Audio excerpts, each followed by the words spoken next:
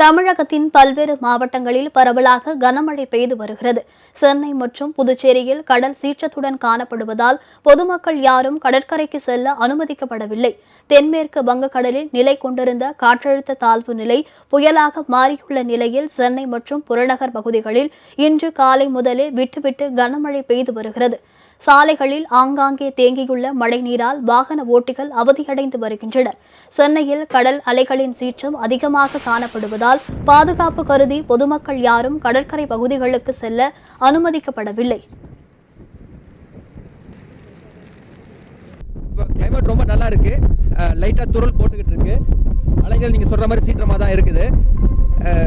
பிளசண்டா இருக்கு. இன்னைக்கு கிளைமேட் ரொம்ப பிளசண்டா இருக்கு. ஸ்கூல் லீவ் விட்டதுனால ஃபேமிலியோட வந்திருக்கோம். கவர்மெண்ட்ல வந்து ஆல்ரெடி டிக்ளேர் பண்ணியிருக்காங்க கடல் சீற்றமா இருக்கிற டைம்லாம் வந்து க்ளோஸாக வரக்கூடாது அப்படின்னு சொல்லிட்டு. ஸோ தேவையான பாதுகாப்போட தான் நம்ம முன்னெச்சரிக்கையோட தான் நின்றுட்டு இருக்கிறோம். என்ஜாய்மெண்ட்டாக இருக்குது. இப்போ கிளைமேட் நல்லா இருக்கிறதுனால ரொம்ப என்ஜாய்மெண்ட்டாக இருக்குது. கிளைமேட் நல்லா இருந்தது. சரி பீச் பக்கம் வரலாம்.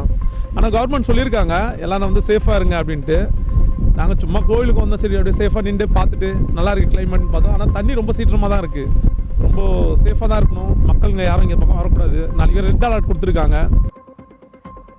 கரூர் மற்றும் சுற்றுவட்டார பகுதிகளில் அரை மணி நேரத்திற்கு மேலாக காற்றுடன் கனமழை பெய்தது. கரூர் மாநகராட்சிக்கு உட்பட்ட ஜவஹர் பஜார், காந்தி கிராமம், பசுபதிபாளையம், தாந்தோன்றி மலை உள்ளிட்ட பகுதிகளில் பெய்த மழையால் குளிர்ச்சியான சூழல் நிலவுகிறது. புதுச்சேரியிலும் பரவலாக கனமழை பெய்து வருகிறது. பலத்த காற்று வீசி வருவதால் பொதுமக்கள் அத்தியாவசிய தேவையின்றி வெளியே வர வேண்டாம் என கேட்டுக் கொள்ளப்பட்டுள்ளனர். கடலில் அலைகள் சீறி பாய்ந்து கொந்தளிப்புடன் காணப்படுவதால் பொதுமக்கள் மற்றும் சுற்றுலா பயணிகள் கடற்கரை பகுதிக்கு செல்ல தடை விதிக்கப்பட்டுள்ளது. ஏராளமான போலீசார் கடற்கரை பகுதியில் பாதுகாப்பு பணியில் ஈடுபட்டுள்ளனர்.